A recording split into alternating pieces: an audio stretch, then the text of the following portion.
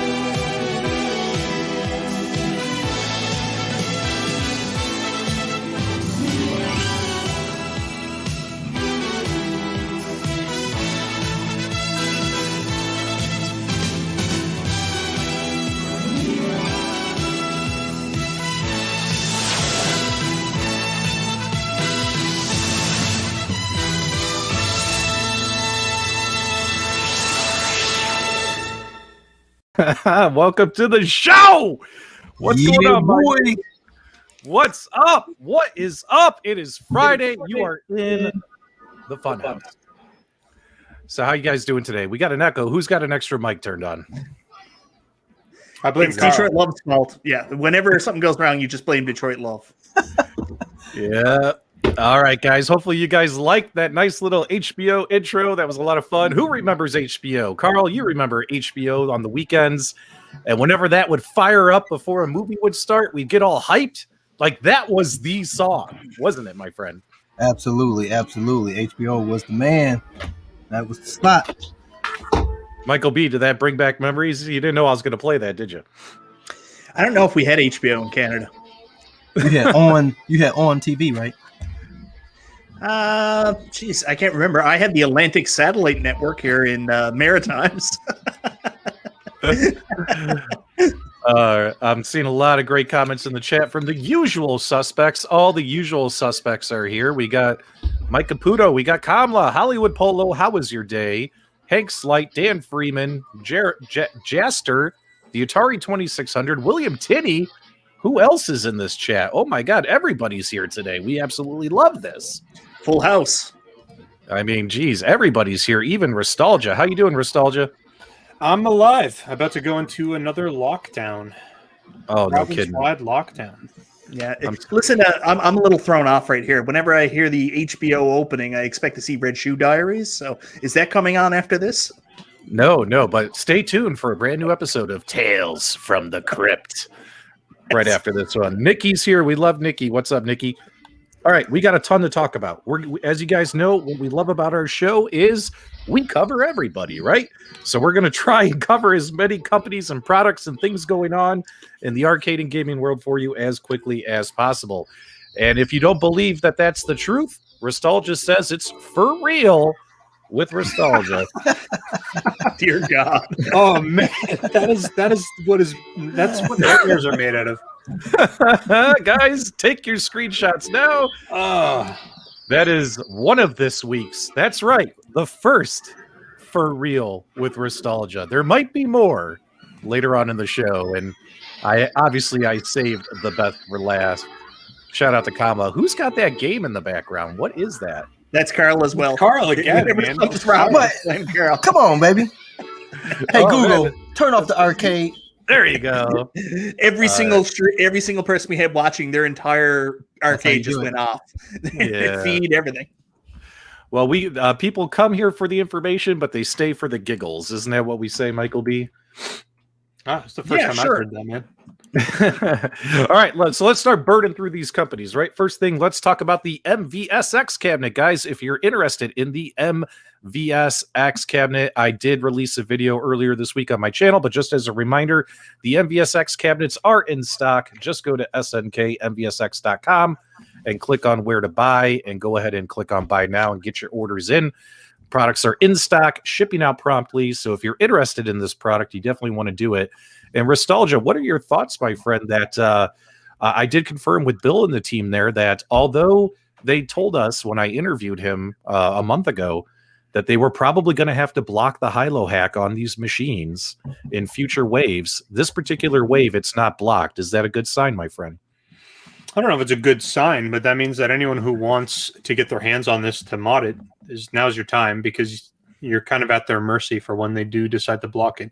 That being said, even if they try to block the high-low hack, I mean, these systems are not overly complex, so somebody else will eventually just find a mod and put it in place. So yeah. Mm-hmm. Yeah, there have been a couple of videos out where they're doing retro arch on these as well, which I say, have you ever saved a bunch of videos to like your favorites on your YouTube, and then you're like, I'm going to go back and watch these later, but I haven't watched them yet. But I saw that they've been running retro arch on these cabinets as well, played a bunch of games that way. Also, they have increased the speakers. The speakers now have 5 watts instead of 3. And the buttons themselves are longer stem, screw-on hap-style buttons, I believe. So when it comes to modding, I guess one of the complaints was you couldn't get the buttons out of this cabinet in order to mod it. So now they put screw-in buttons. So if you wanted to take these out and put in more premium buttons, you can. So they've put in a couple of slight improvements. Detroit Love, how are you feeling about all this good stuff? Hey, now, are they better buttons just screw on, or do they go with cheaper buttons since you're going to take them out? Well, from what I heard, it's pretty much the same button, just a longer stem with a screw on. So, I mean, yeah, I've been talking with Bill over there. Bill's an awesome dude. We all love Bill. Yep, Neo Geo is pretty cool. I do like the MVSX. That's right back there somewhere behind me. Very fun cabinet, of course, with the high-low hack. But the interesting thing is that eventually in future waves, when they release these cabinets, they're probably going to block at least the high-low hack on the firmwares that come with the machine, right? From what they've been telling us. How do you guys feel about that? Anybody? It's not going to happen. Not going to. You don't think it's going to happen? No, there's no point to do that. I mean, it's not like they're supporting it. It's just something that somebody could do. They're better off just forgetting about it altogether, focus on their own business, and just leaving that in the dust. And if people want to do that, fine. But don't go out of your way to try to stop it. Just, don't acknowledge it. It doesn't exist. Just keep making your awesome product and let people do whatever they want. Yeah. Yep. So can I say something? I did watch your video, and I did see this information. I was very impressed by the fact that they upgraded the speakers. I still haven't got a chance to play it because it's still at Restalgia's house, and it hasn't been sent to me yet for review. It's literally sitting in a box. I was waiting for my contact to send me a shipping label, and he never did. So I've sent him a few emails since then, and he just doesn't respond. So at this point, I'm like, okay, well, it's just going to sit in a box in my garage until I'm told to ship it. So whatever. So you've had this cabinet that's supposed to be making the rounds to other reviewers, and Not exactly. So this machine was sent to me. It was one of the signing machines. So I signed it and I did my review on it. And then he was like, okay, send this back to me now so we can do whatever auction they're going to do. And I was like, okay, cool. Send me a shipping label. And he was like, okay, I'll get back to you. And then he never did. And then I reached out to him a couple weeks later and I was like, hey man, this is just kind of sitting in my garage. Like, what do you want me to do with this thing? And he's like, okay, well, just give me a couple more weeks and I'll let you know. And then nothing. And then like a month and a half later, he messaged me. He's like, oh, I totally forgot. And I was like, well, there's another YouTuber in Canada. You know, I can send it to him if you want. He can do a review. And he's like, yeah, it's a great idea. Get me his information. So I did. And he's like, okay, I'll get you a shipping label. And he never got me a shipping label. So now it's in limbo. And like you, Dubs, I was originally on the list to do it, and I got the notification that there's not enough time. So, you know, two different ways here. I've been trying to get my hands on this so I can take a look at it. I'm telling you guys, man, this thing it's going to end up. I'm going to use the squatters rule, and if it's sticking with me for another month, it's just mine. I own it. You're like, it's mine. Anyways, I did get a little sidetracked there. I was very impressed by the fact they went to a 5-inch speaker, but I was surprised that they didn't move the speakers. 5 watts. Sorry. I was surprised they didn't move the speakers up to under the marquee. I was surprised they kept them where they were because I remember there was a lot of feedback that people weren't exactly happy with the speaker placement. So if they had an opportunity to do a revision, and that seems like a pretty simple revision, I'm surprised they didn't move the speakers. Yeah, guys, what do you guys think? Should they move the speakers or just have them putting out more powerful and clear sound? From the waist level point of view, I mean, if you're just going to keep it as a bar top, I mean, the speakers by the control panel, I guess, aren't that big of a deal. But if you're going to have it on the base like I do right back there, like, honestly, like, the sound is going at the crotch level, right? I was about to say that. Wait a minute. So this machine provides crotch haptic feedback? Leave it the way it is. Yeah, haptic feedback, tactile feedback all over the groin area, but not on the ears, man. And that's what we want. So Neo Geo, SNK, MVSX, Unico. God, man, there's so many words there. Do us a favor on a future wave of this cabinet. Try and put those speakers up by the marquee area underneath the marquee. I think that would be great.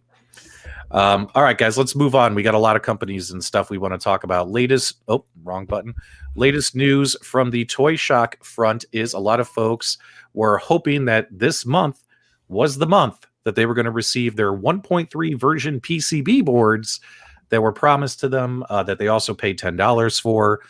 Jeff Falke got on the Toy Shock fan page just a couple of days ago, left a very long, detailed, apologetic explanation, letting folks know that, hey, unfortunately, due to these circuit board issues going on overseas, that these PCB boards are delayed and they're not going to be coming until, I believe he said, end of April, May. So it looks like another month delay or so before people get these. Nostalgia, you could probably kind of speak to this. What is going on with the PCB boards overseas? This is actually going to impact a lot of companies. There's a lot of stuff going on overseas. So in terms of manufacturing, the chips are really hard to find. Glass is another big piece that people are having trouble with, which is why LCD screens are going crazy in terms of their pricing. And it is all related to the pandemic. So I mean, you can say we've been at this for a year, but at the same time, like that's a year's worth of time that you got to get caught up on. And when people aren't allowed to or able to get back to work at a normal pace, and it's trouble, man. I think it's they're in a tough spot. I think everybody in manufacturing is in a tough spot. Yeah. What were you going to say, Carl? Yeah. I mean, my only thing with any of these type of things is you're better off giving the later date and coming in early than to try and be so precise. And I think a lot of these companies make that mistake in trying to be so precise with their dates. Give a later date and then people get surprised that it comes early. That's better than saying a later date and then it's later than that particular date that you announced. Speaking of which, that's not always a good policy. They're going to complain either way.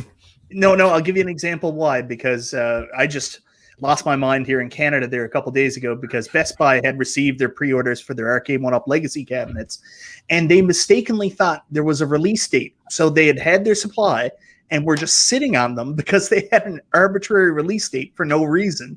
And anyways, I called and I just explained it to them, and they kept explaining to me, no, you have a pre-order and the product doesn't come out until the 15th. And I was like, I assure you, you're wrong. But sometimes if you give that date, stores get confused, is what I'm trying to say. I got you. Yep. Well, guys, remind me what Carl just said when we get to AtGames about giving a later date but delivering earlier. And guys, if you're big AtGames fans watching our show, you definitely want to stick around for when I start talking about AtGames. Carl, remind me about that because PK told me I could do a little reveal of some information here for you guys. But that's got to wait till we get to AtGames. It's definitely disappointing and sad for fans of the Toy Shock who are waiting for those PCB boards because they have machines that are underperforming. We do appreciate the transparency of the Falkies and letting us know what's up. That's all we ask from these companies. Silence is deafening is a word I wrote on the Arcade1Up pinball page today, because a lot of folks are saying, myself included, are there going to be firmware updates? What's the status? What's going on?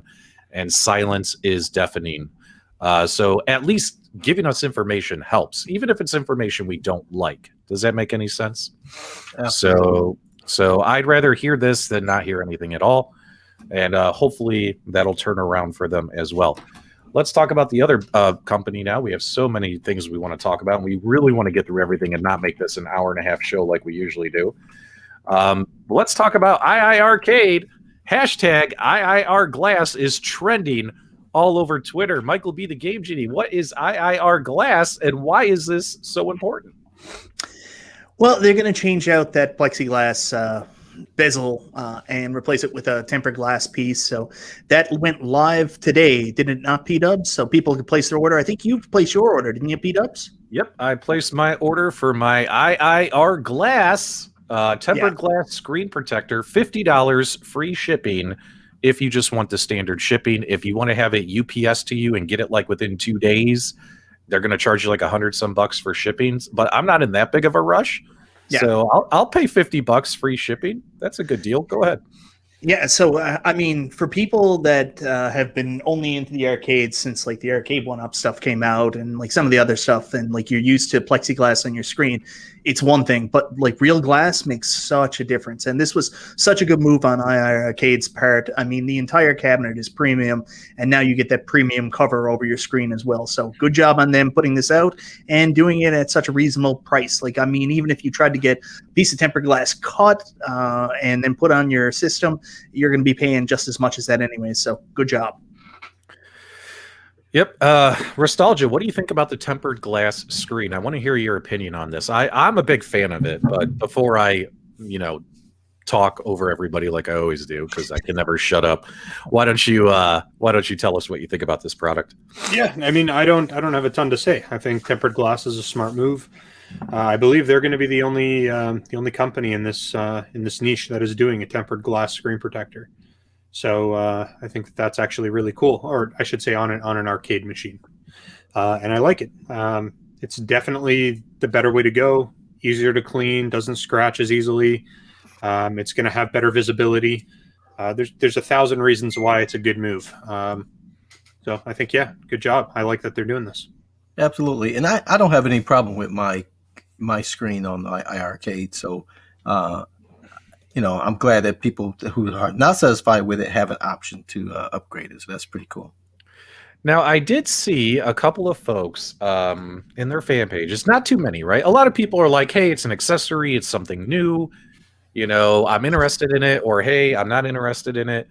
I saw a couple of folks who said, and this is what I find interesting, is whenever these companies come out with an accessory or something new, there's always someone out there who says, well, it should have came this way from the beginning, right? And there's a couple of people out there who feel that it should have came this way. But when I look at the 3/4 scale consumer market, nobody is releasing arcade cabinets with a glass bezel on them. We just got a couple of companies that have put glass on pinball machines, but iiRcade is taking the first step forward saying, we're going to come out with a glass bezel, right? Everyone else has been doing plexi. iiRcade did do plexi. Now, iiRcade did mess up.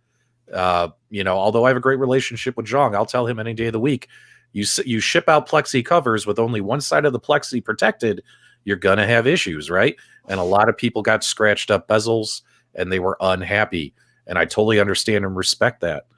But guys, what do you think? Should glass have been included from the beginning since this was advertised as a premium cabinet? Or are people maybe having their expectations too high? What do you guys think? It's a I good would talk. say yes. I would say yes. I mean, the Toy Shock at $400 came with tempered glass, and that thing is awesome. And so at that price, if they can afford to do it, and that's a much bigger piece of glass as well, I think on a premium product like that, it should have been included. Okay. And another point with that, I think because most people are used to that plexi being double sided with the protection, I think some people probably gnawed at their plexi trying to find a corner on that plexi because they're just so used to it being there. Now, it would be nice for early adopters. It's nice that we can buy the accessory. Did Jong say, Michael B, if the glass would be included on the future cabinets by default, considering these are $800 cabinets, or is this going to be a separate accessory? Do you know? No, I'm not sure, Patrick. Oh, that's okay. Nostalgia, do you know? I didn't get to watch his. That's Carl again. That's me. It's like a circus in that basement. Everywhere you turn, there's noise. You guys look. I got this fancy microphone that picks up everything now. Honestly, You you can sound fantastic tonight, by the way, and everything else in your house sounds fantastic too.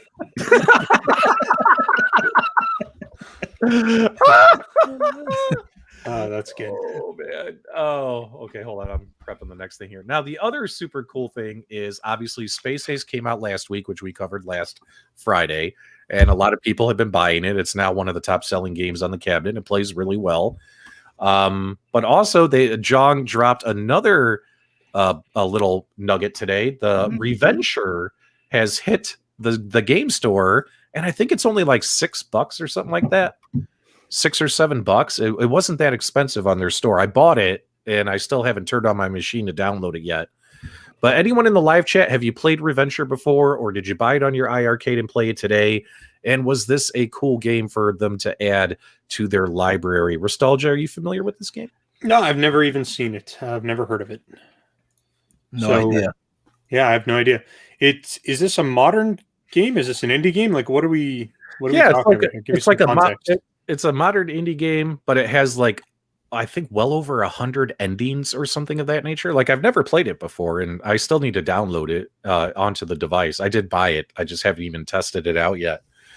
So is it one of those games that you can like do a whole bunch of different things, and depending on what you choose to do, you end up with a different ending?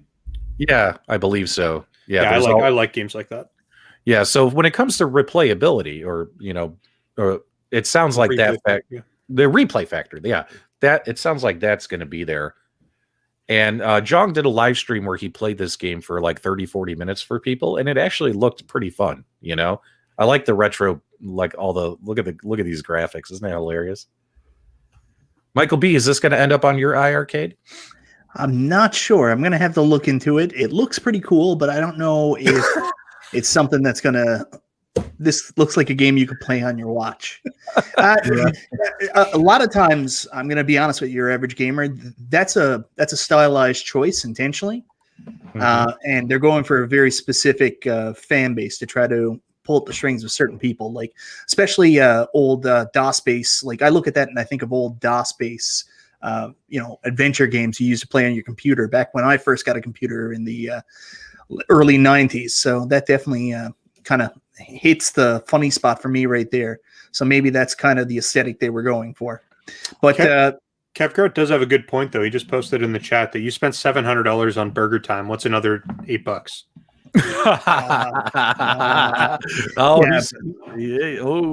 The line in the sand has been drawn, Michael B. You got to do it now. Yeah, but I really like Burger Time. I don't know if I'm going to buy this. I just got Space Ace.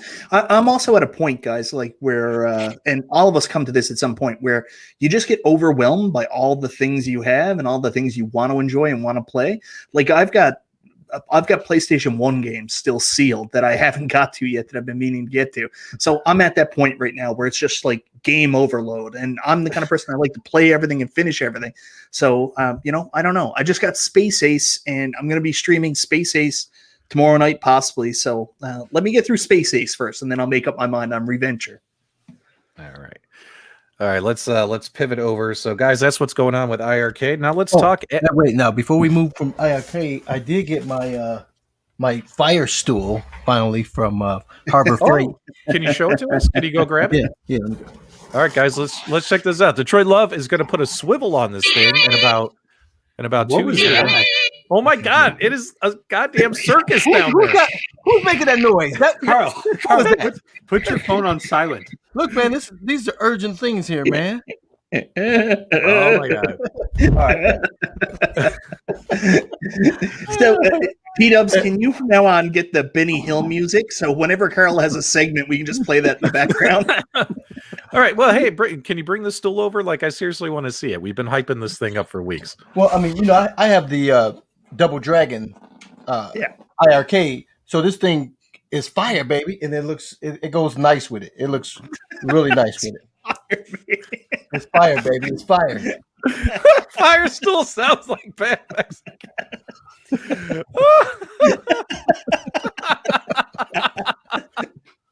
I can't handle it. Oh, sorry. Oh my God, I'm so red now. I'm Irish. And for $35, man, you can't beat it. It's a spinning stool as well. I mean, even the $80 stools that Arcade1Up sales, they don't spin. So you can't beat the price. There's no licensing. There's no licensing for fire. Oh, absolutely. What was the guy that is in that game we all played? We really liked Odyssey. No, not Odyssey. Leisure Suit Larry. No, not Leisure Suit Larry. It was just on Xbox Series X. We all bought it and played it. The Ubisoft game, the new one. Immortals Phoenix Rising. Yes, Immortals Phoenix Rising. Like and the guy that's tied to the mountain because he gave fire to the people. Did they have to pay? Did they have to pay licensing for the fire to him? How did it work? Oh no, probably not. Oh, for sure they did. What are you talking Todd about? Cottrell. I didn't realize this was going to be a full hour of lap. Hey man, I put in the video description giggles guaranteed tonight. We were going to have a lot of fun because there's just so much negativity out there in the world, and we like having fun here on the Super GameRoom Dudes Arcade and Gaming Podcast Show. And if you like the podcast show, you might like the merch. So that's right, everybody. Head over to Nostalgia's Teespring store where you can pick up your very own Super GameRoom Dudes merchandise. You can see right here, this is the Michael B. Wins shirt. This is probably the one you're going to want to get. All the rest of them kind of suck. So head over to Nostalgia's Teespring store. Get my shirt. It's fantastic. Hey, Mike, why don't you show them the shirt? Yeah, can you stand up maybe a little bit? Come on, show us the tummy. Show us the tummy. No, give it a little bit of a dance. There you go. There you go. Michael B. Wins. There you go, guys. Oh my God, that was hilarious. Woo, that was so funny. All right, cool. All right, who do you want to talk about first? AtGames or Arcade1Up, guys? I'll throw it to the co-host here. Which one do you want to talk about first? Nobody wants to talk about anything. Make a decision. Mike, you make the decision. No, Carl, you get to. Yeah, I was sharing the link in for this Mexican delicacy. All right, let's talk. Let's go. Yeah, let's do AtGames. Let's do AtGames. AtGames has a little less going on, but still they have some stuff going on. So for starters, guys, if you haven't picked up your AtGames Zakaria pinball packs yet, they're doing a sale this weekend.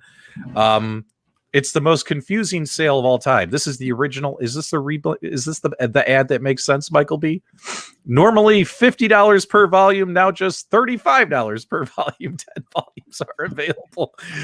How hard is it to say $15 off? Like seriously, like the struggle was real with this ad. We put this flyer on the fan page and people were like, what? Like, how much is it? But there's some sales. There's some sales going on. To find out which ones, send away 2 AtGames for your decoder ring. like you guys know I love AtGames, but this ad was worded hilarious, and even the remake ad is worded funny. But guys, basically, pinball packs are usually $50 a pack. They're on sale for $15 off this weekend for $35. That's it. Go buy your packs if you're interested. What excites me is it's not as good of a deal as on Nod. So if you buy all the packs, you're looking at $140 versus Nod it was $100 to get all the Zaccaria packs. So it's a little bit more than Nod, not as good as Nod, but still, you know, a pretty good deal. And a lot of folks are saying that the Zaccaria games are a better experience on the pinball machine than the included games. What do you guys think about that? Is that a swing and a miss by Farsight or a swing and a miss by AtGames? Like, why are the add-on games a better experience than the games included? I think a lot of that comes down to preference, really. Like some people prefer the Gottlieb tables, but they prefer the Magic Pixel physics. It's just the way the companies do business. I mean, I really like the Zaccaria games. I was surprised. I thought that I can never say that right. Is it Zaccaria? Zaccaria? Zaccaria. Zaccaria. Mhm. A little bit of everything. Zaccaria. Sugar and spice. So, like, when I went into this, I was like, yeah, I'm really going to like the Zaccaria original tables, original tables. But I ended up playing the remakes, and that was my favorite thing. So it kind of caught me off guard, but they're all really good experiences. I can't wait to actually play them on the Legends Pinball when they come up. Even engineering degree to transcribe AtGames emails. Any pinball is good pinball. Now, guys, I've covered the Zaccaria game packs on my channel. I did a review of the game packs, and I did say in my review, and I'll stand by it, that I honestly felt like the Magic Pixel did a great job on those games that got ported over. I actually feel personally that they are a better experience. But you guys know how much I love my Gottlieb games. I still enjoy playing those. But definitely those games really shine and kind of show you what that pinball machine can do, right? Am I wrong? What do you think, Rastalgia? You've been awfully quiet about this. I really like those new tables quite a bit. I spent a lot of time messing around with them before they were released, and I like them. I like them quite a bit. I think they did an incredible job, both on your arcade machines and on the pinball. They work incredibly well. The physics is really nice. The ball has like the nice animated rotations. Mm-hmm. Everything is just like really nice and clean. They did it justice. So yeah, very happy with it. Yeah, and the packs are just well rounded. I mean, it's something for everyone. If you like the standard EM games, they got you covered. If you like the solid state, they got you covered. The retro, they make those solid states more difficult by making them EM again. So, you know, it's a full load. And I am looking forward to the deluxe to see how those play and look and act. So I can't wait for it. Yeah, Rastalgia, when are the deluxe tables being released? I don't know. Yeah, you do. I don't know. I don't know. I do not know. Next week? I don't know.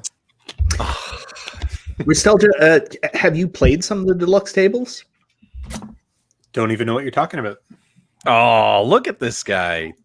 Oh, that's brutal, man. Like, you played them. Like, if they exist and there's something that'll eventually come out, you definitely played them by now. Oh, I've definitely played them on my mobile phone, if that's what you're asking. How much better are they than the tables app. they have? How much better are they than the tables that are out there right now? They're good. They're very good. What percentage better would you say? 60.39%. There it is.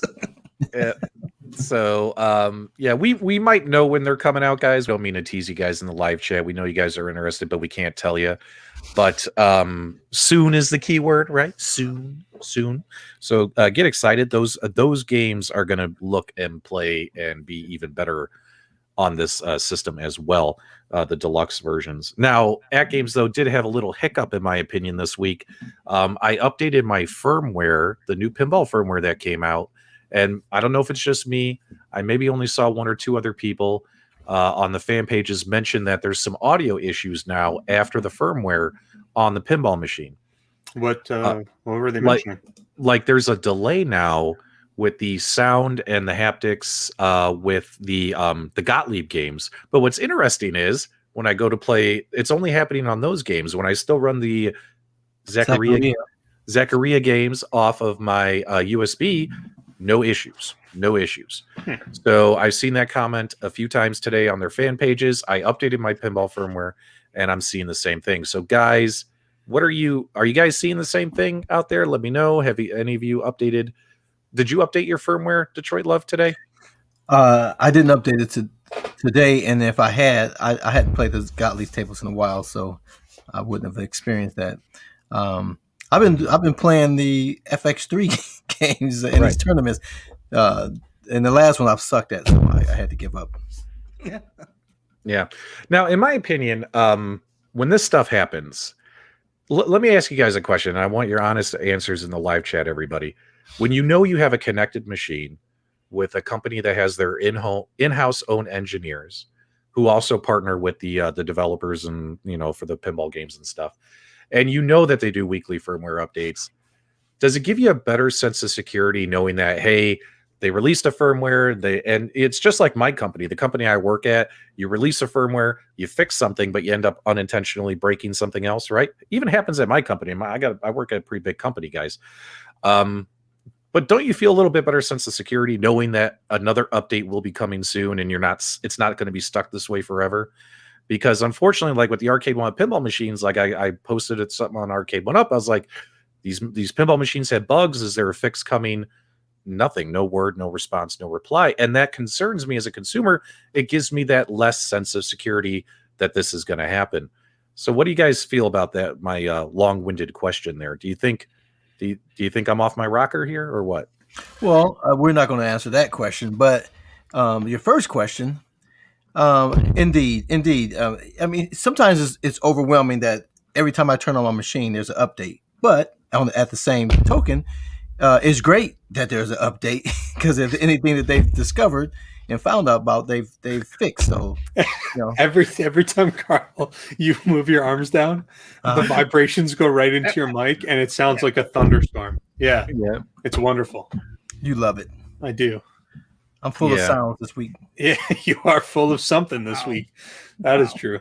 Well, I do hope that whatever that little bug is on the Gottlieb games gets fixed. Then now they did with the haptics. I guess they lowered the haptics down a notch, and they dropped it from 100 hertz down to 80 hertz. Right. So on like the Zakaria games, when I have the haptics on, there's less of a rattle. You know what I mean? Like with the cabinet. So, and I guess people were worried about the apron rattling and things of that nature. So, I mean, that's always good, right? Minus that, they got a whole ton of Gamer Pros that have arrived. So Gamer Pros are going to be out there again like crazy. Guys, keep your eyes on Walmart, Sam's Club, look for deals. I mean, if Walmart starts selling that thing for $99 again, how can you not buy it, right? That's a sweet deal. We had so many people join the AtGames gaming community within the last, a couple of weeks since those Gamer Pros went on sale. Their fan page blew up with members, and we saw all the same questions we always see from the newbies. Hey guys, how do I get CoinOps? How do I link this to my PC? You know what I mean? Like it's going to keep happening, guys. We're going to keep getting more and more people buying these products, especially with the good deals. What are you going to say, Michael B? Well, I think it's a great deal. Like even if you're someone who has a AtGames Legends Ultimate 1.1 who bought it at Walmart, maybe who doesn't have your pinball buttons, I mean, go grab a Gamer Pro for $100. You also got pinball buttons. Then you can stick on your AtGames Legends Ultimate if you want. I mean, that's a cheap way to pick that up while also getting the arcade stick while you're at it. So it's definitely a good value purchase. Nostalgia, Conti would like to know, where can people get ROMs? Well, you can't get them from me, but I've heard that Cool Toy is the ROMs dealer in the community. So you can usually find him, on the street, usually at the corner of King and Queen. Mm-hmm. He's always wearing a trench coat. He's got a ton of ROMs inside of his coat. So yeah, and just to clarify though, that's for ROMs, straight ROMs. If you want the Hilo X stuff, you got to message P-Dubs through his Facebook. So P-Dubs, Facebook Messenger P-Dubs for Hilo. Yeah. Oh yeah. Yeah, and I got a couple of those emails this week. I got a couple messages on Instagram, 2 on Facebook Messenger, 2 on Instagram. I got 1 DM on Twitter, and I think that was it. And where people are like, "Hey, love you, love the channel. Can I pay you money and can you send me ROMs?" You know what I mean? And it's like we can't do that. There's too much to risk. We don't know who you are. You know what I mean? Like, in all honesty, guys, if you follow YouTube channels, please do not ask YouTubers for illegal pirated content. We cannot share that with you. I think the same rule applies like with prostitution. You can ask them, "Are you a cop?" and they have to tell you. Are you a cop? Well, I don't have any experience there, Michael B. Is there something you'd like to share with everybody? Saw it on TV on the Atlantic Satellite Network. Oh, okay. It was a Discovery Channel episode. I was watching a documentary. Okay, guys, here is your sneak peek about AtGames. I was talking. PK called me on the phone yesterday. Kind of surprised me because PK doesn't call me very often. We usually just chat via message. So CEO PK calls me and we're talking about stuff, and he let me know something. And I told him, I said, can we let people know this news? This is great news. And he said, you can't tell them exactly, but you can kind of give them a teaser. So here's your teaser, guys. And you can read between the lines if you want. So for instance, National Owners Day, a lot of new products were announced, available for pre-order, and a lot of us made reservations. Expected arrival date for most of those items is still May 10th, right? So if you're looking for your Tetris mini cabinet and things like that, you're looking at May 10th for those products. But when it comes to your Legends pinball control decks, these products will be coming before May 10th, according to PK. So we will be getting these products sooner than later. And in fact, I know when, but he said I can't give the exact date because you guys know how it is when stuff lands, it's got to clear and things of that nature. So if you guys pre-ordered a Legends pinball control deck, get hyped. Your pinball control decks will be here before May 10th, according to PK. So let's see what happens after that. What is so funny? Bring up Sulpress comment. He's a cop and prostitute. There you go. Slash. They're pretty much the same thing. Zero Hero is here. I have a hard time saying his name sometimes. I stumble. Zero Hero. I'm a copstitute. So Jeff Rainwater asked, "Is that a real thing?" That is a real thing. They have to tell you. If They you pull up and you're like, certainly do not. That is not true. "What? Are you telling me movies have lied to me?" Maybe in Canada, and here in the United States, cops are allowed to lie. 100% they are allowed to lie to you. Yep. So at least one of the products, possibly two from Nod, will be coming in before May 10th. And this relates to what Detroit Love said earlier when he said, give a date further and then surprise people and make them happy versus give them a date sooner and then piss them off when you can't meet that date, right? I mean, that seems like a good plan, Carl, don't you think? Absolutely. Because let's say those control decks come in this month in April versus mid-May. I think consumers are going to be a lot happier with that, right? Right. So that's why they call them Mounties. So, all right, guys, I can't keep sharing all that stuff on the channel, guys. Yeah, who's binging over there and not acknowledging it? Is that me? I hope that's not me. P-dubs, man, you are letting us down. Oh man, now it's a circus here in my area. Okay, so nostalgia, but when it comes to the Tetris machine, everyone wants to know, when is that coming out? You got to let us know. I don't know. You know more about that than I do. Still around May 10th? I don't know. That's what you just said. For real? For real. With nostalgia. That's good. I did not see that one coming at all. Wow. Look at the forehead on that. Look at how good that looks. Oh, you are a beast. Jeez. You are a beast. Can you do me a favor? Next week, can you paint yourself blue? I need to see this in like real life. I will absolutely not do that. But no, I'm not even going to entertain it. No, I will not do that. Wow. Okay, guys, let's move on. I will wear a vest with no shirt underneath, though. All right, we got a lot to cover here, guys. We got to talk about Arcade1Up. We got to talk about Piepacker, and maybe we'll touch on VPinball if we don't run out of time. Can me and Carl say one thing before we move on, before we Sure. leave AtGames? Sure. So I've been meaning to do this the last couple of weeks, and I just forget. But myself and Carl are admins for the ArcadeNet global fan page, and we want to get some people to go over there and check it out. I mean, if you have an ArcadeNet subscription, you're looking for a good place to meet up with other people to kind of arrange games. Like, say you wanted to set up like some kind of squash tournament or something like that, head on over to the ArcadeNet Facebook page, subscribe to it, and connect with people over there. It's a fun place, and everybody should go there. Carl, anything you want to throw in? I couldn't have said it any better. What he said. You know, you are becoming a good hype man, there, Michael B. When I first met Michael B, I didn't think he would ever do something like that. Now he's like, go to Nostalgia's Teespring store. Yeah, he was always raising his hand. You don't raise your hand so much anymore. You've grown so disrespectful. I know. I'm horrible. You're giving us Canadians a bad name, Mike. All right, so let's talk. Let's pivot over to Arcade1Up. Let's talk real quick about the legacy cabinets. So the Bandai Namco, the Midway. I keep wanting to call it the Mortal Kombat, and the Capcom cabinets are out there, and we've seen some reviews coming out for these products. And also, we've seen pretty much the two biggest complaints is the visuals, right? Like, because the screen is so vertical. If you're like, I would guess, like I'm 5'11", like if you're 5'9" or so or higher. Like, you really need to sit down to play the Midway and the Capcom cabinets. It doesn't appear that the Pac-Man Namco one has that issue because the screen is slanted so far back.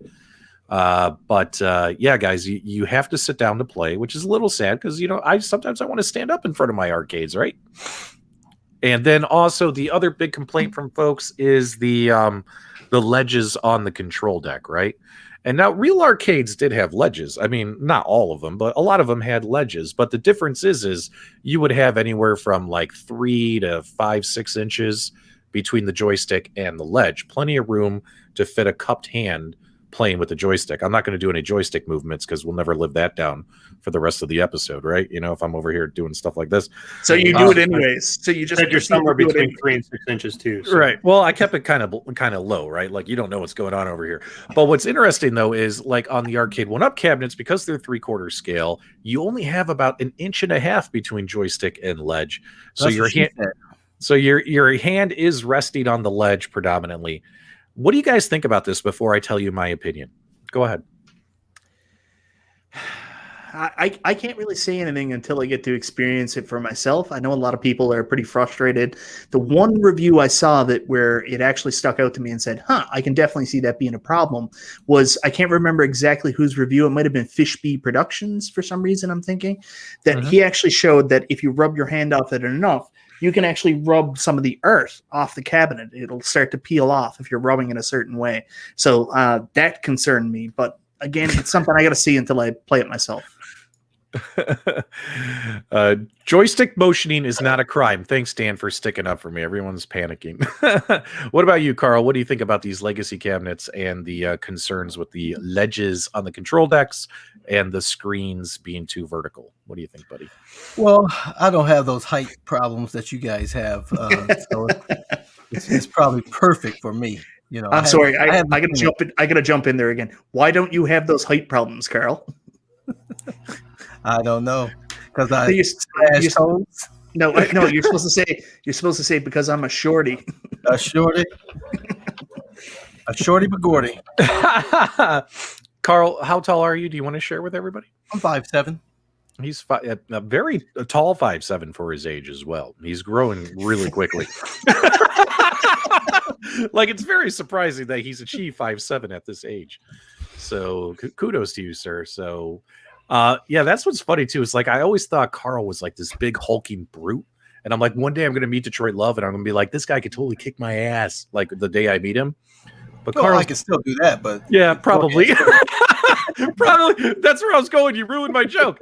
God, you guys have been broadcasting with me too long. You guys ruined my jokes. Okay, so back to this. Nostalgia, you didn't chime in here. What do you think about this stuff before I tell you what I think? Because I actually have one of these cabinets. I have one coming very soon. It's going to be here in the next probably, I don't know, we're on the weekend, probably on Tuesday with the holidays. Mm-hmm. I'm thinking that the placement probably won't bother me so much. The thing I think that would bother me the most is that the fake T-molding that they use is really sharp on the edges. Like, you can run your finger on it and you can probably give yourself like a paper cut.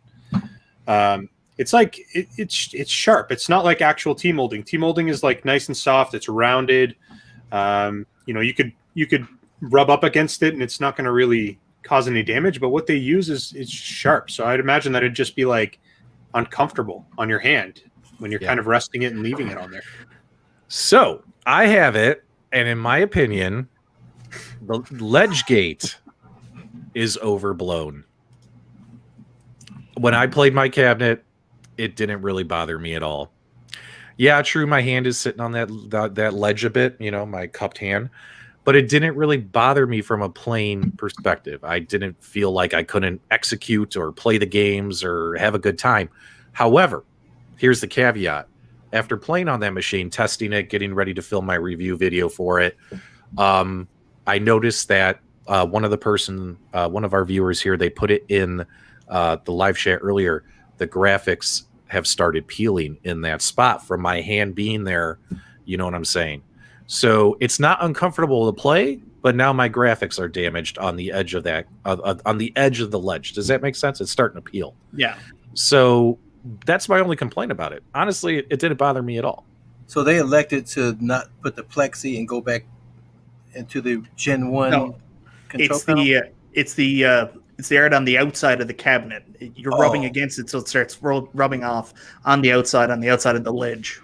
To be fair, I'm willing to bet you can go to any one of your Arcade1Up machines and just rub the edge a little bit, and you'll get to it'll start to peel off. The side art is incredibly it's not applied very well, and it's fairly cheap. So. But those are my two biggest issues with the cabinet. Is not that the ledge is uncomfortable, is the fact that the artwork got damaged. And number two is I have to sit down to play. There is no way I can stand in front of this cabinet as it's designed. It's definitely shorter than the Costco. I actually put these things side by side. You guys will see in my review video, I did a lot of great comparison between the Costco and the Midway cabinet. That's why I haven't posted it yet, because it's taken a long time to edit this type of video. Look at all that chrome. What'd you say? Look at all that chrome. Oh, jeez. You're so weird, man. You're so weird. All right. So that's what's going on with the legacy cabinets. We'll have to find out more about that. Now let's talk about pinball. So we were talking about this earlier. So now that these pinball machines have been out in the wild, Michael B., what happened to you during the middle of the night that you texted us when you woke up in the morning? And I was like, yeah, same thing happened to me. Why don't you tell people about what happened with your pinball machine? Which thing? You're going to talk about the PG thing, not the other thing, right? Oh, yeah, yeah. No, okay. We can talk about the other thing later. Okay. Look at all that chrome. Oh my God. Come on, man. So last night I put my daughter to bed, and like usually happens when I'm putting my daughter to bed, I fell asleep and woke up like 4 o'clock in the morning. And like a normal human, I said, I'll get a cup of coffee now and go play pinball for a couple hours.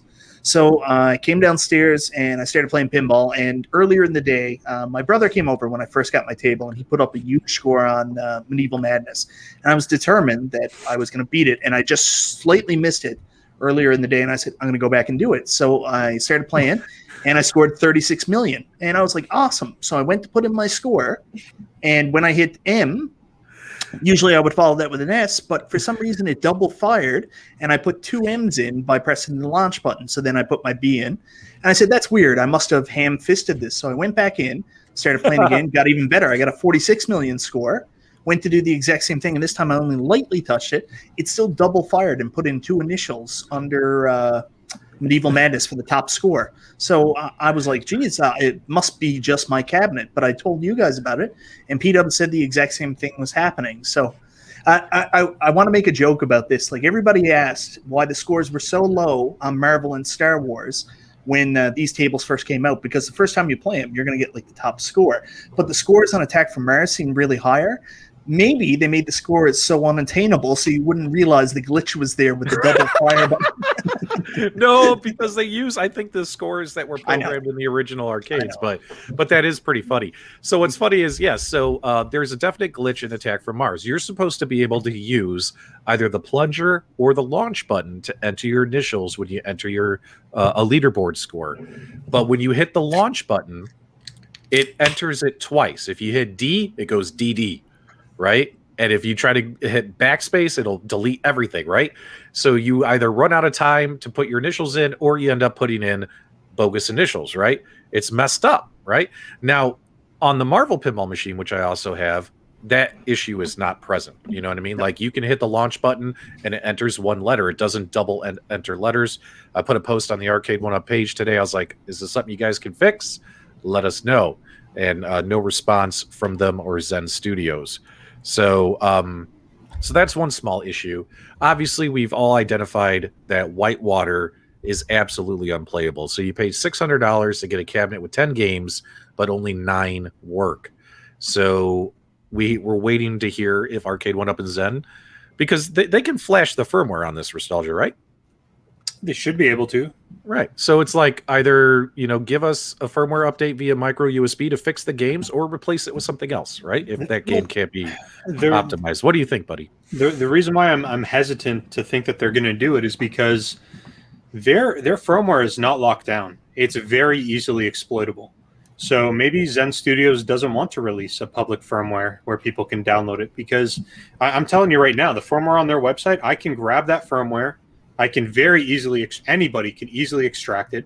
You can pull ROMs right out of it. You can change the coding. I already soft modded it, and on some of the firmware, they include ROMs that are not even included on the cabinet. So I don't know. I mean, they don't really know. It appears they really don't know what they're doing when it comes to building that firmware. So maybe it's like a security scare for them. They could, if they were Wi-Fi connected, they could easily fix that. Do I think that they'll do it? I don't know. It depends on whether or not Zen Studios feels they've kind of fulfilled their end of the agreement in terms of that contract. Go ahead. So I've been taking in everything you said, and it's given me a lot to think about, but mainly, so this is your fault. Who? That we can't get an update. My fault. Yeah, oh yeah. Yeah. I'm currently in the process of getting RetroArch running natively on the Arcade1Up, so maybe. I don't know. You heard it here first. We're not going to get an update because of nostalgia. Sorry, guys. That's too bad. So, but yeah, sorry, guys. I think Michael B forgot to tell the most important thing about the story. So, middle of the night, he plays pinball, sets a high score of Medieval Madness. And what was your high score? I believe it was like 171 million. Nope, don't lie. Tell the truth. This is important. It's 46 million. All right, so he sets 46 million, right? And I set a high score. So the same thing happened to me. We're both playing the same game at the same time. We have the same initial error, but let's point out that P-Dub scored 60 million on Medieval Madness versus what did you have there again, Michael B? 46 million. Okay. Now, do you want to know why I managed to beat your score so easily, like dominate you, correct you? P-Dubs, I don't know why you're so excited about this. I've only learned how to play with 2 flippers like 3 days ago. You sound like you're really doing anything special here by beating me, buddy. Well, this is going somewhere. I want to tell you what I do to when I play my Attack from Mars pinball machine. The way to get a high score is to have someone help you, right? To have a close friend to be there and support you. So I'm going to let you guys in the loft. Behind the scenes, this is what happens, and this is how P-Dubs achieves Attack from Mars high scores.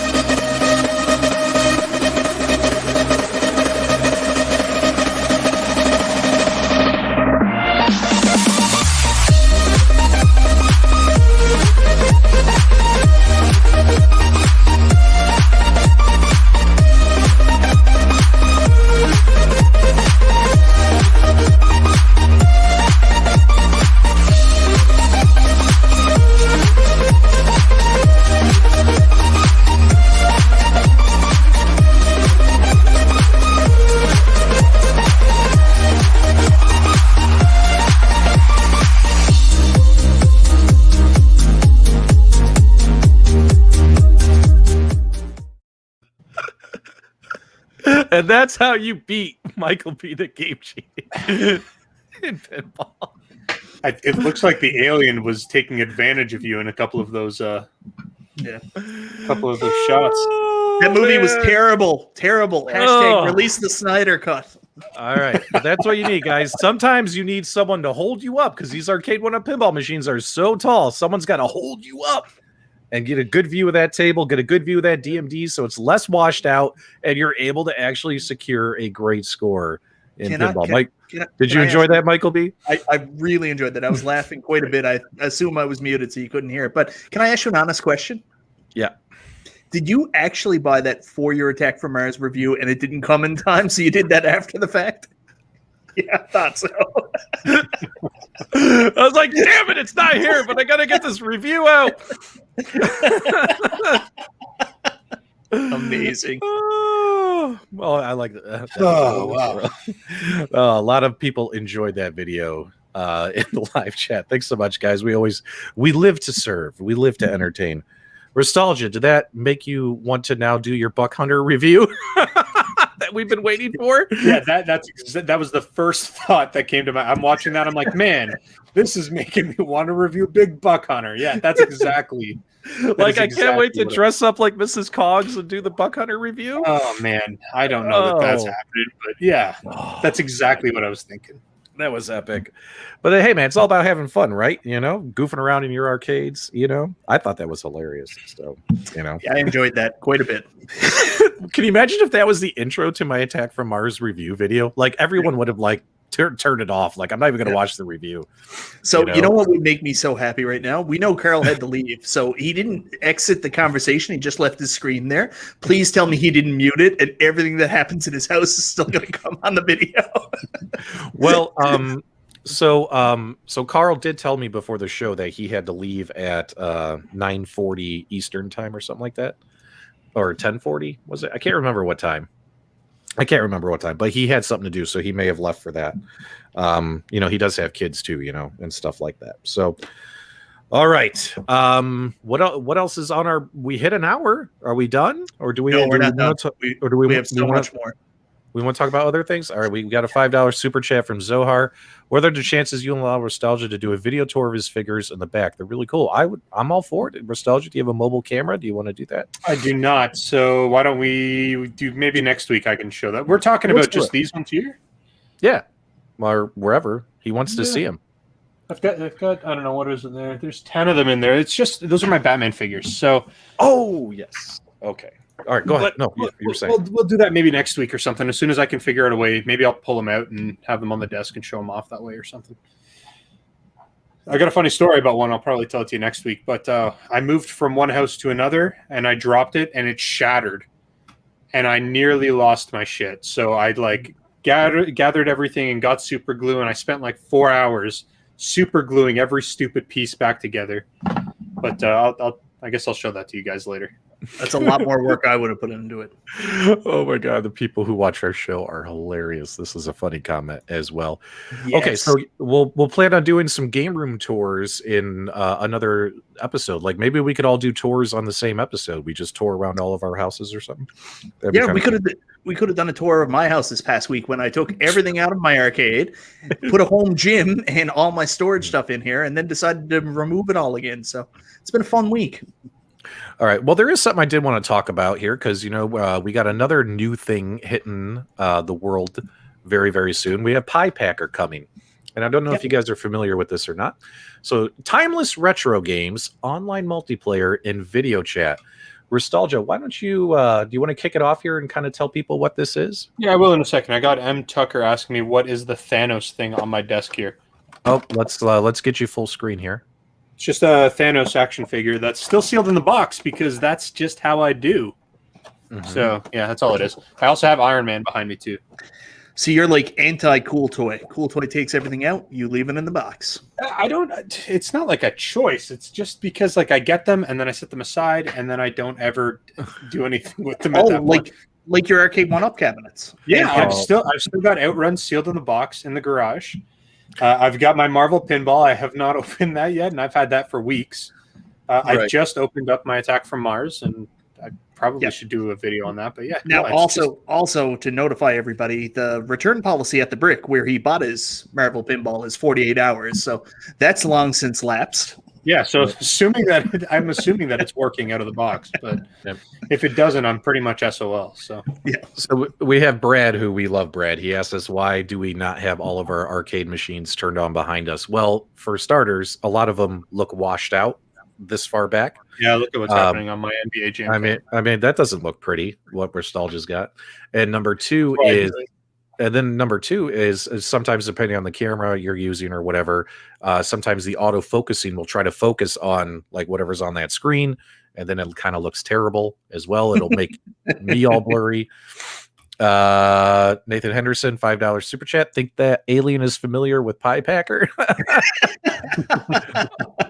All right, let's He uses a different service called Fudge Packer. now let's talk about Piepacker, because they've actually had marketing firms reaching out to YouTubers, seeing if we would do their beta testing and stuff. So I know a lot of us are considering signing up for this, but we wanted to kind of talk about what this is. And Nostalgia, go ahead, my friend, so I can help get the chats on the screen.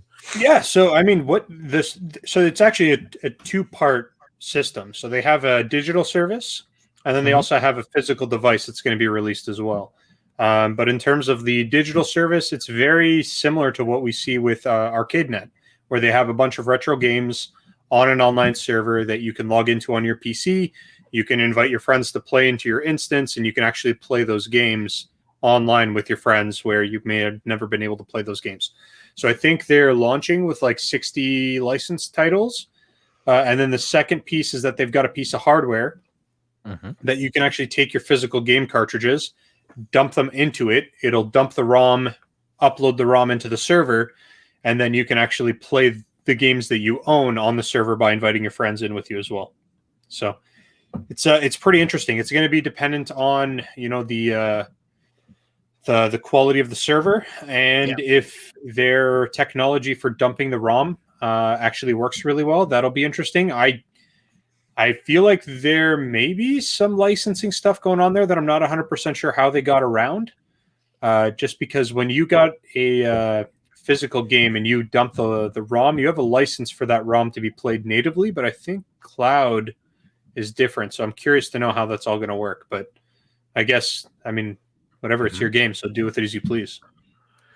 So folks in the live chat, start throwing your comments in here. As you can see here, this is a way to play online retro games together with your friends and kind of have like a face-to-face, head-to-head type experience. I mean, we are moving into this more and more modern digital age, right?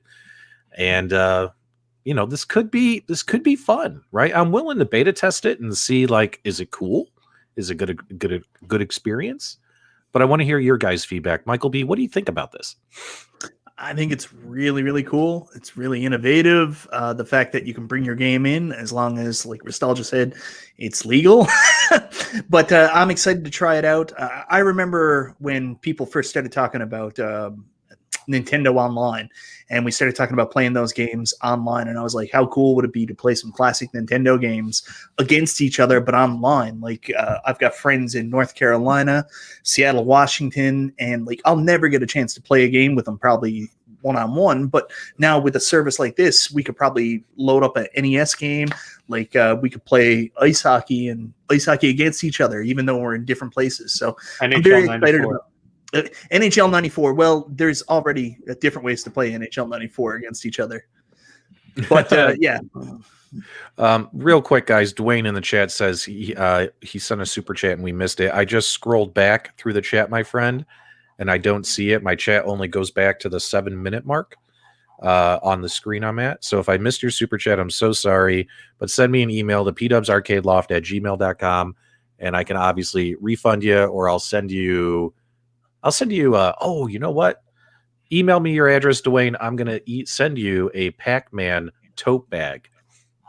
So I'm going to send you a free gift. So he didn't offer you a sticker, so you're probably going to get it. Well, I'll put a sticker in there as well. But no, the tote bag it's not like I want to get rid of it because I hate Pac-Man. It's just it's a fun giveaway. So we'll do that for him. I hate it when we miss a super chat like that. So Okay, so we're going to be beta testing this and checking it out. I've already signed up for the beta program. I'm already in.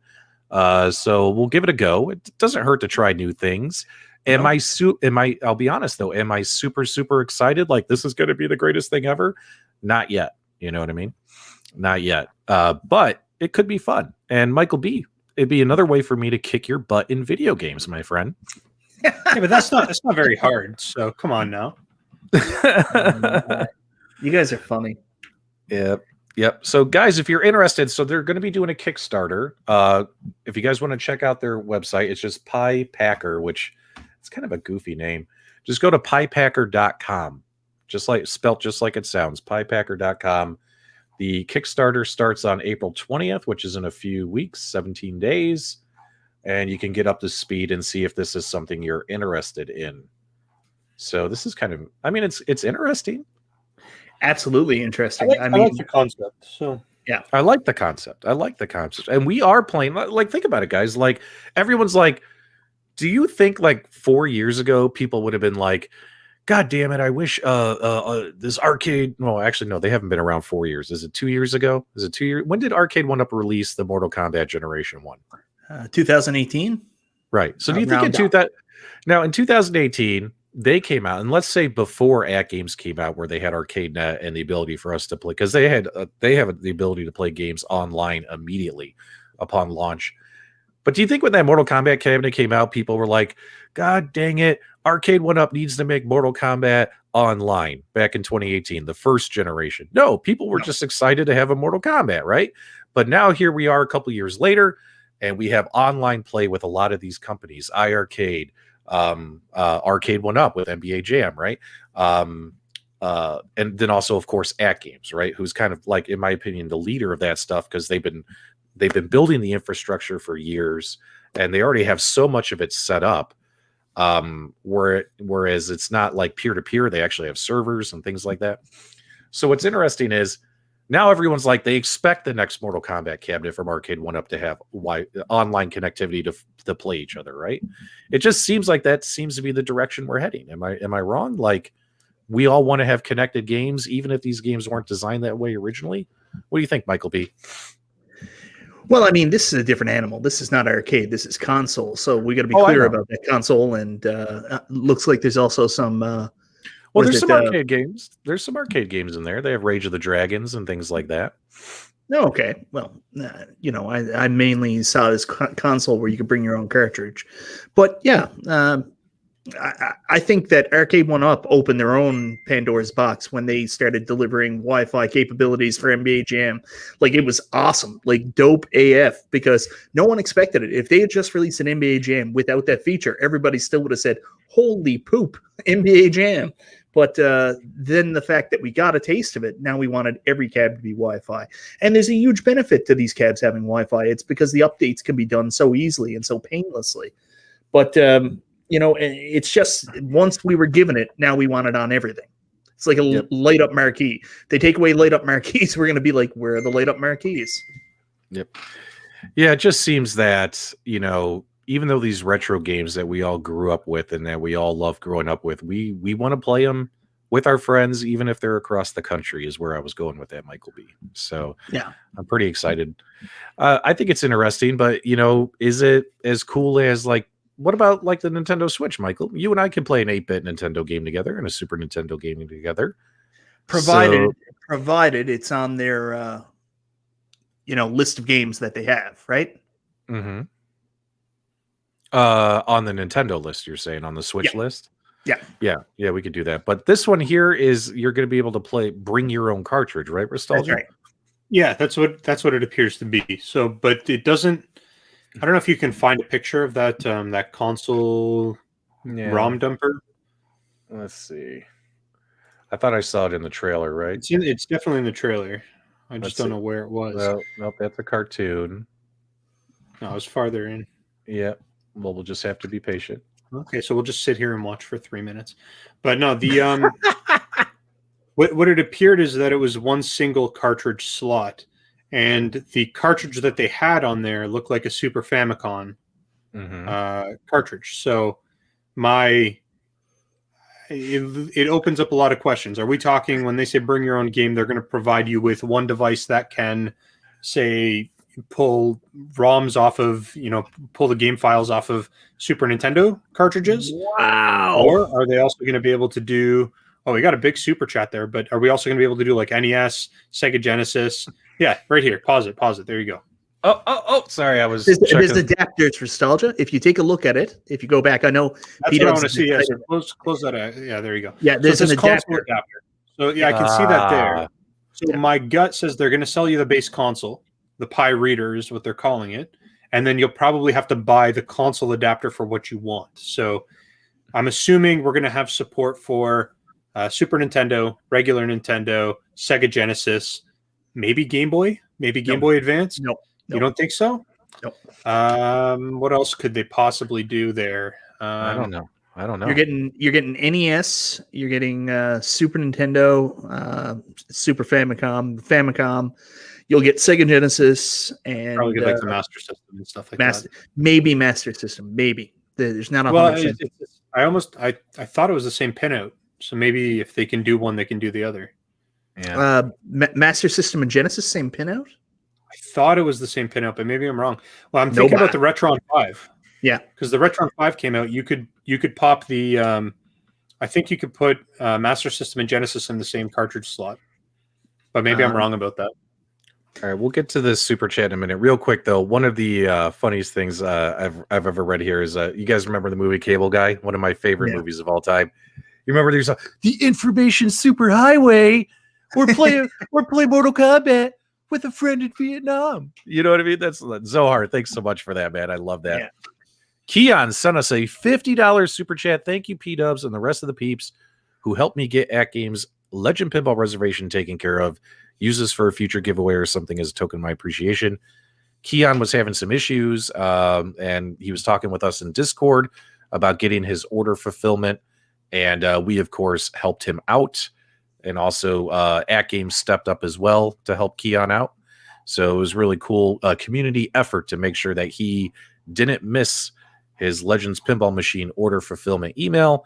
And he got that done today. And his pinball machine will be on the way to him soon. So yeah, I love it. I love it when the community comes together. Go ahead, buddy. Awesome. So also, I was talking to Adam12, who should be here in the comments, and he's a Wave 3 pinball order person as well, and he's trying to get some answers as well, because I know that a lot of people have started to get their Wave 3 orders, and he's trying to get some answers on that. So maybe we can talk about that afterwards. We could talk about that right now. I think we kind of covered Piepacker. Well, I mean, right now it's in the infancy stage, right? The Kickstarter is coming. And we'll just have to see what it's all about. So once we actually get the beta stuff and actually start tinkering with it, right? So go ahead, Michael B. What were you saying? Well, I was talking to Adam 12 earlier, and I had seen a lot of friends, like my friend Crow. He actually put in his he got his AtGames Legends pinball today, so he's a Wave 3 guy. And Adam's trying to figure out, he hasn't got his email yet for his Wave 3 reservation. So trying to figure out where we are in the process. And the AtGames listed that they're hoping to have everybody done by April 1st, but I'm assuming they're still working on Wave 3 as we speak. Yeah. Yeah. But I mean, that should be wrapping up very soon. It has to be. They've had a lot of pinball machines coming in every other week. Yeah, you know what I mean, from the import tracking that I do. So, if they didn't finish Wave 3 this week, it's got to be finished next week, I would assume. Okay. And keep in mind, guys, it's just an assumption. So, let's see here. What else is going on? Skynet has iiRcade doesn't seem that bad of a name next to Piepacker. Yeah, they need a new name, in my opinion. All right, so I think we touched on everything we wanted to touch on, did we, fellas? Nope. VPinball. Oh, you want to talk VPinball? Okay. Yeah. What's going on with VPinball? Well, they shut down the site. Oh yeah, yep. We all heard about this. Nostalgia. What happened with VPinball? The owner of the site, it's been a while now. There's been several. It's probably been going on for at least a year that he's been fairly vocal about it, but maybe even longer than that now. He shut it down. He's just having a lot of issues. There's a number of small independent businesses that are kind of taking everything that they've got, loading it into VPin machines and selling them. There's also other people who are like compiling these packs of all these tables and selling them on Etsy and eBay and things like that. And he doesn't really want to be a part of that. So because they were getting a lot of that stuff from his site, he felt the best approach was to archive the site for now. I don't know exactly what the future of this is, but at the same time, I mean, his biggest position is that, you know, these people who are selling these game packs are really going against the wishes of the table creators themselves. So I can certainly understand the frustration there. Yeah, and I get that. I get it, and I don't. You know, because it was probably, and keep in mind, I just have begun my VPX journey. Right, I'm working on my first VPX build. We've talked about this on the channel, and VPinball was one resource, right? But there's other resources out there. But I really liked the layout of the website and everything, right? Like it was really well done.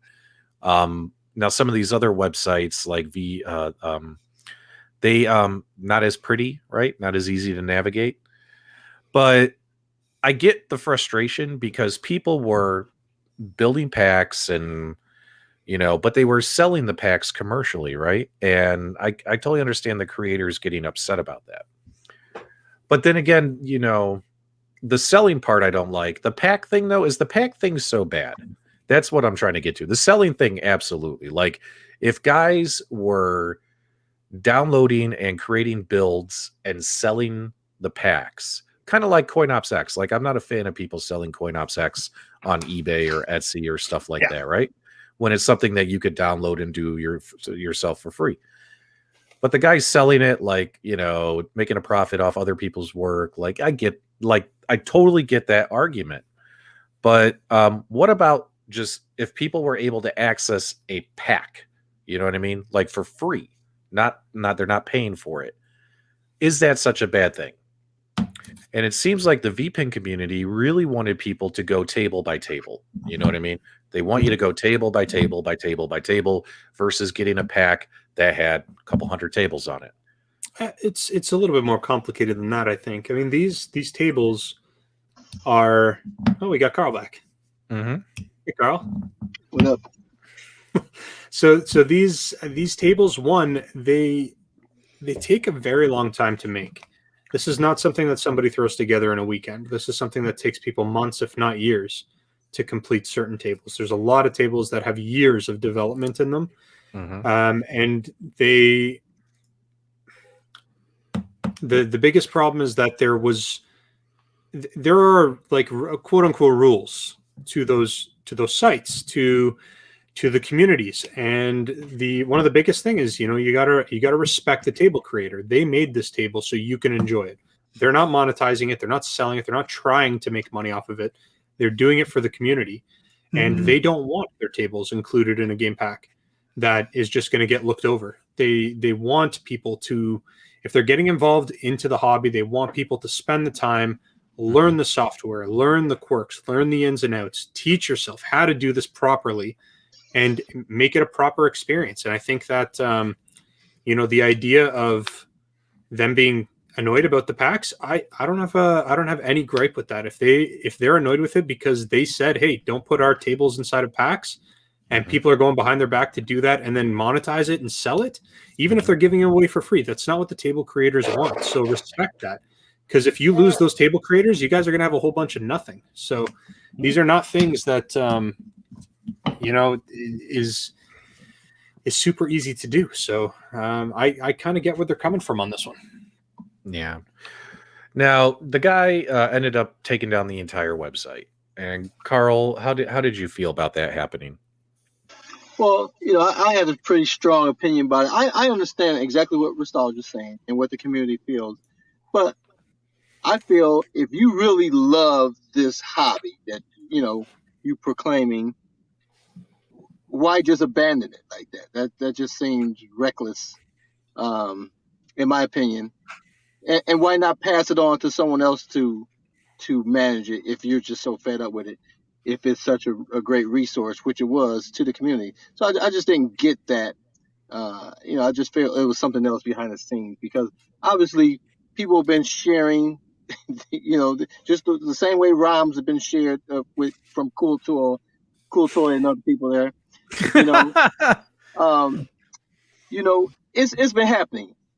And again, you can't throw the baby out with the bathwater because something doesn't go exactly the way you want it, because that's life. You know what I mean? And if you really love this hobby and want to see it flourish, to close down a site like that's a great resource. It's just a ridiculous thing, in my opinion. Well, I mean, to be fair, I don't think anything's lost. I think he's just kind of blocked it from the public. I mean, you can do that with websites. You can essentially say, hey, everything that you used to be able to do, you can't do anymore. And from a public's perspective, they've shut it down. But on the back end, all that stuff, all the content, all that information still exists. And I mean, I've talked to a number of people that are very, very intertwined in that community, because I'm not super into that community. I've only really been, into the VPin stuff for a couple of years now. So the community there, I mean, they're very supportive of one another, and there's a lot of guys that even have other sites that do the same thing, that are all in very good communication. There's no competition, no bad blood in that sense. And everybody is just wanting, the best result for everybody. And I don't think that this is one of those situations where he's going to just, shut it down and say, screw everybody. We got 5% of the people in the community are the rotten apples, and 95% are the ones adhering to the rules, actively participating and contributing and things like that. I think that there's going to be a reevaluation period. And I think that, I don't know that we're going to get VPinball back, but I'm sure that in time we're going to get an alternative that is equal to. But it's probably going to look a little bit different. I think that, I don't know. I get it. I don't know that I would have done the same thing as abruptly, but that's not to say that, my opinion is the right opinion. It's just, that's what I think. Yeah. And it stinks too, because myself and others are just starting this journey, right? And to lose such a valuable resource kind of stinks, even though there are other resources out there. But to lose one of the best resources kind of hurts. And yeah, people have been doing packs for this stuff for a while, actually, and also commercially selling these in a machine, like, these VPI. Oh, come buy my $4,000 or $5,000, virtual pinball machine, and it's already preloaded with everything. Like, this stuff has been happening for a long time. It's not new. This didn't just start. You know what I mean? But the fact that it finally built up to this is kind of sad. So, yeah, but even Game Room Solutions, when Game Room Solutions had their pinball thing, they had a tutorial that walked you through, and they had a game pack. You know what I mean? I didn't see people burning down the bridges and the barns when that was happening. I think there's something else behind the scene that he's not really bringing to the front that's causing this. It's clearly not because of what was reported. Ladies and gentlemen, this is once again our on-the-scene reporter, Detroit Love, coming to you live from the Arby's parking lot. Jason gave us a $5 super chat. No question, just showing my support.